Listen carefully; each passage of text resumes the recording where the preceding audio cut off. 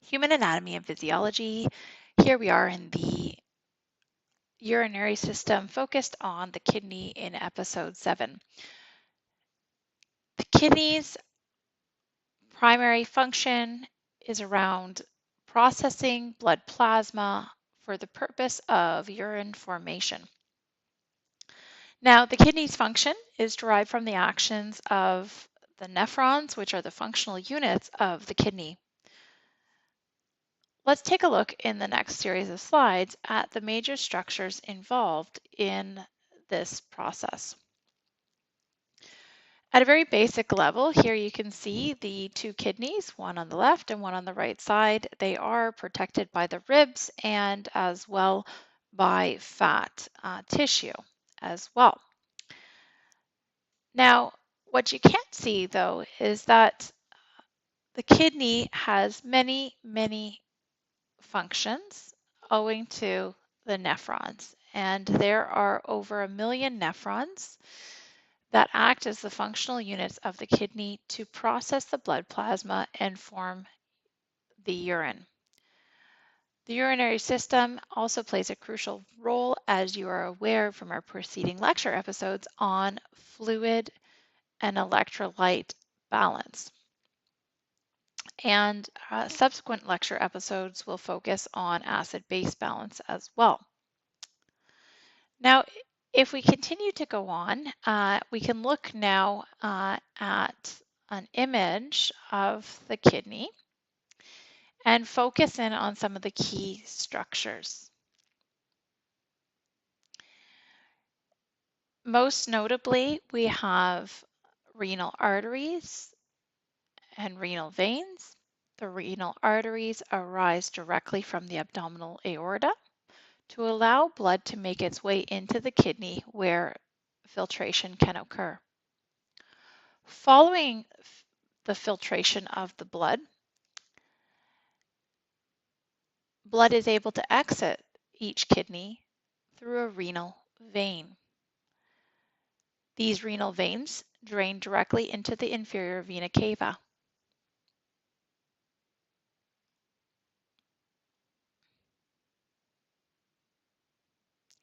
There are additional structures on this slide, which we will go into more detail in a few minutes, but I will highlight them here. We have both a minor and major calyx, and these structures are responsible for allowing the urine to collect after it has been formed.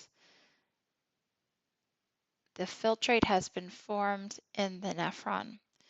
So first, the urine will enter, or the filtrate will enter into the minor calyx and then make its way down to the major calyx before entering the renal pelvis.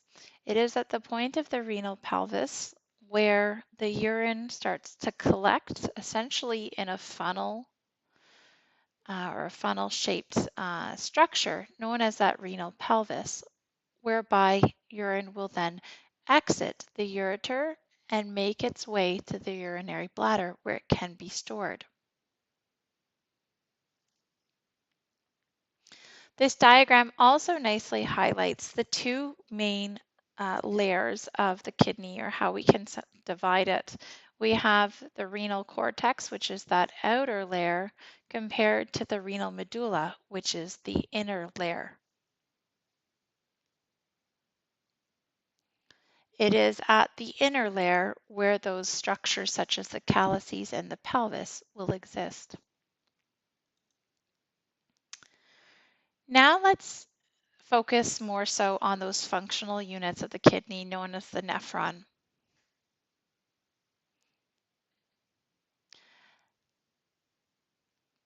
The nephron consists of a series of structures. The two main parts of the nephron are the renal corpuscle and the renal tubule. Notably, the renal corpuscle is composed of a glomerulus, which essentially is the tuft of capillaries shown at the top left of this figure, and Bowman's capsule, which is the C-shaped or the cup-shaped structure that surrounds the glomerular. This capsule helps the glomerular to filter blood. Small molecules from the blood are able to pass freely into Bowman's capsule or into the space, and this exists as long as the kidney is working normally,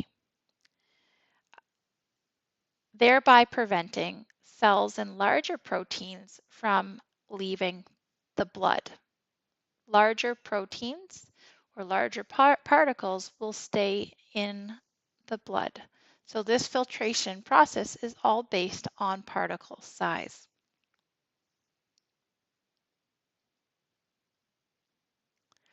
So we've talked about the renal corpuscle, including the glomerulus and the Bowman's capsule. The second part of the nephron, remember there's two parts, the renal corpuscle and then the renal tubule. So the second part is known as the renal tubule, and that extends from the capsule and is made up of the three segments, including the proximal convoluted tubule, which you can see extends directly from the capsule. And that is followed by the nephron's loop, sometimes known as the loop of Henle.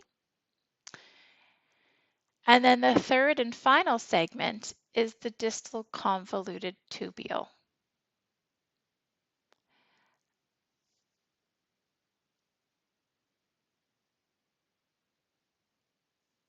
Notably, the proximal and distal convoluted tubules are winding and convoluted portions of the tubule.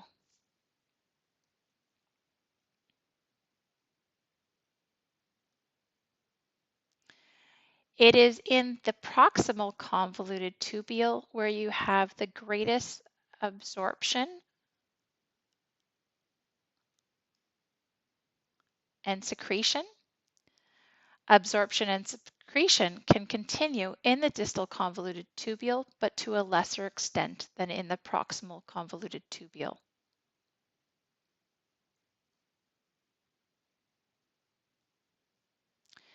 The loop of Henle consists of a very thin-walled limb, a sharp turn, and a thick ascending limb, and its length helps to determine the concentration of urine. So that's the loop of the nephron that we're looking at on the middle of your diagram. And then we also have a collecting duct, and you can see that that runs in a single direction, and it's a straight duct that is joined by the renal tubules of several nephrons at the renal pyramid to form one tube that can then open at the renal papilla and make its way into the minor calyx.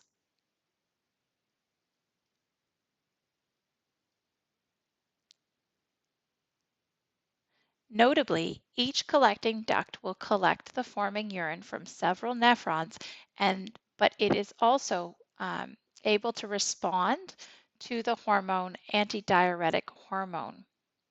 Antidiuretic hormone, as you may recall, helps to modulate water reabsorption. High levels of ADH like to hold on to excess water. It can accomplish this within the collecting ducts. There are aquaporin water channels that can be inserted into the cell membrane to help with the recovery of water when ADH is present. This next slide just compares the renal corpuscle to the renal tubule. So this is just an enlargement of the diagram we saw on the preceding slide. You'll recall that the renal corpuscle and the renal tubule are the two main structures that form the nephron. once again, the nephron being the functional unit of the kidney. So what you can see here is the glomerular and Bowman's capsule. Those two structures make up the renal corpuscle. The renal tubule can be observed as that is the tube that extends from Bowman's capsule and makes its way to the proximal convoluted tubule loop of Henle, also known as the loop of the nephron, as well as the distal convoluted tubule.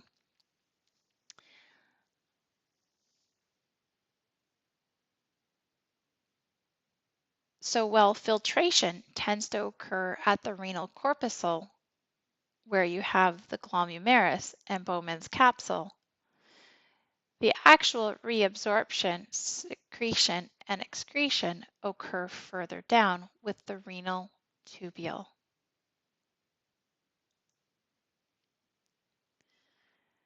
Now you may be wondering, well, how exactly can filtration occur? And there are structures known as podocytes, and these podocytes help with filtration of substances in a similar way to fenestrations. In fact, there are cell processes known as pediocells, and these are extensions of the podocytes which are packed closely together to form filtration slits. This allows for fluid and smaller solutes to leave the capillaries, but prevents those larger cells and macromolecules from leaving the glomerulus.